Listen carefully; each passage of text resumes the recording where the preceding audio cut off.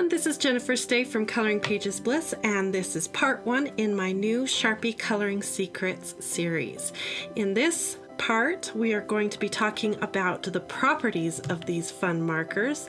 We're going to talk about how to store them and the paper that I prefer to use with these Sharpie markers. So let's get started.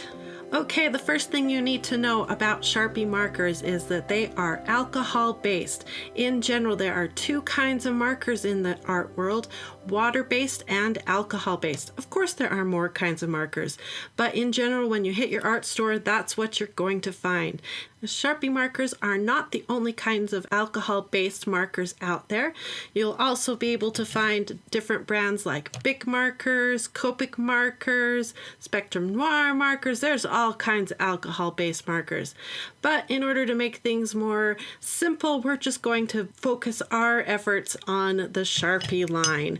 Now, Sharpie has all kinds of different kinds of markers, and for me, I have been collecting basically two types. They're ultra fine points, which are these, and they're fine points. They also have brush tip markers, dual tip markers, all kinds of fun markers. Really, with markers, there are tons to choose from and lots of great options. So you can have a lot of fun and spend a lot of money, or you can just go to your dollar store and just spend $1 and get started. It's really up to you what you want to do. But in general, with alcohol markers, what you need to know is that they are a wet media. And that's really important and easy to forget. A wet media means that you need to be aware that the ink is going to probably sink through the paper, and so as you're using them, make sure you protect the surface below what you're coloring. So keep that in mind. There's really not much they can do to stop that. They can put additives inside that marker to help the ink sort of float on top of the paper, but other than that, you got to plan on that ink sinking through your paper. Now, also with an alcohol-based marker, you usually end up with some sort of a felt tip. And on a Sharpie marker, the felt tips, you have to protect them and take care of them. And so you need to be aware of the surface that you are drawing on. So usually you want to pick surfaces that are smooth so that you don't wear down that tip and keep it nice. So let's clear some space and look a little closer at these markers. Okay, right here I've got an ultra fine point Sharpie, and it does have a very fine tip, as you can see right here. And I love it for writing and for tiny little details in my coloring and in my art. Works awesome for that. And then here we have a fine point tip, and these work great for broader areas, but you can also get a pretty fine line at the very tip of that marker. Now, the best way to store these markers is flat. And in my art studio, I keep my markers flat in a drawer like this. And I keep all my Sharpies in one big drawer, and then it's easy to just grab them and use them anytime I need them.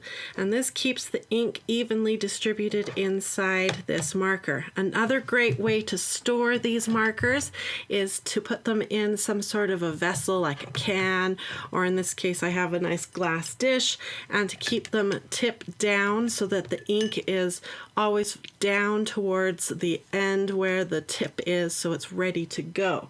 Now, this doesn't work well if you have a dual tip marker. If it's dual tip, you really have to keep that stored flat so that the ink is evenly distributed between the two ends of the marker.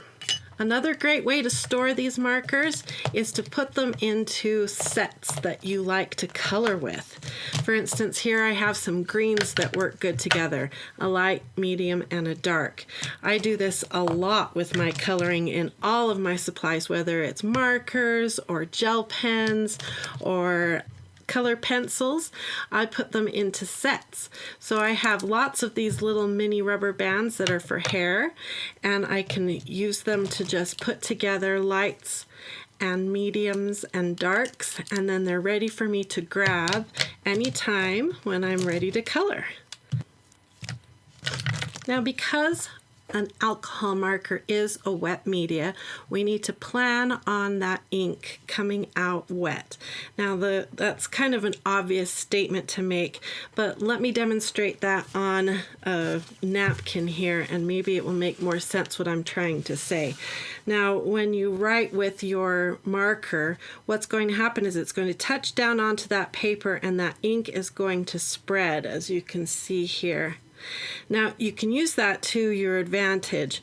As you're coloring, you don't have to necessarily go right on top of each other. If you go right next to your strokes, that ink is going to spread and touch each other and make it easier for you to color just by the way that it saturates into your paper.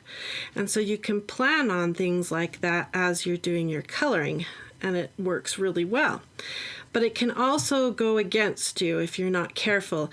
If you have a line that you're coloring up against, you need to remember to stay back away from it a little bit, or you may have some of that saturation of ink spreading out past an area that you wanted to keep the ink in. Also, when you touch down with your marker, remember the first place you touch down, it might have a little bit of pooling, and so you need to be careful of that as well and be cautious of that. Now, we're going to use that to our advantage in a minute here as we start coloring, but you need to be aware of that when you first touch down, you may get some pooling of ink, and that's just sort of natural with these pens. Now, the paper itself is something we need to discuss. I have strong opinions about the paper I use. Now, I've recently visited a paper company, and they helped me pick out my current favorite paper, which is this piece right here.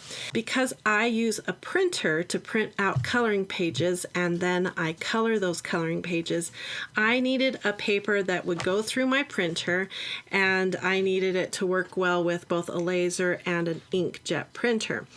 And so those were my requirements when I was picking out a paper. I also wanted one that was extremely smooth, no tooth or texture to the paper, so that the tips of my markers would be protected as I was coloring.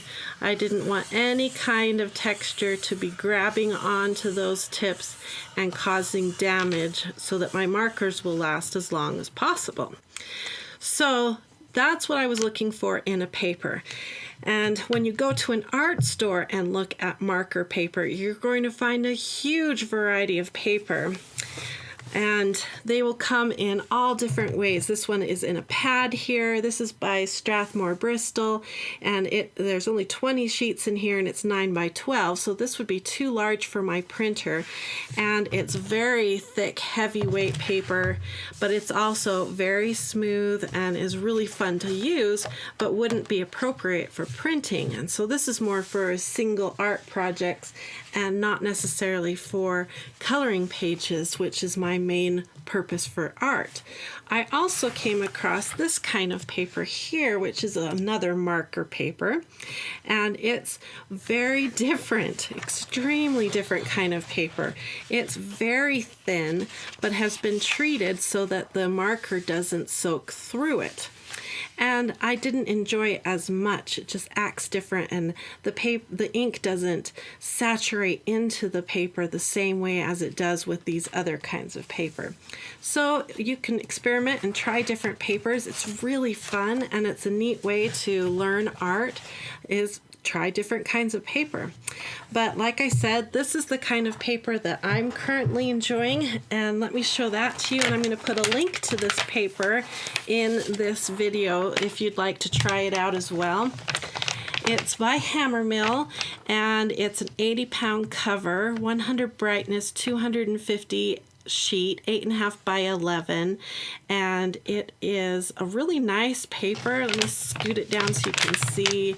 It's for color copy digital cover paper, and it's been working really great for me so far in my printer. But make sure you check the stats on your printer so you can make sure that it can handle such a heavy cover paper.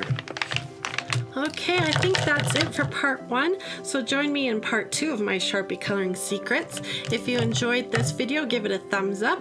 Make sure you subscribe and share this video, and I'll see you in part 2. We'll talk about some blending techniques with our fun Sharpie markers. Thanks for watching and have a great day. Bye-bye.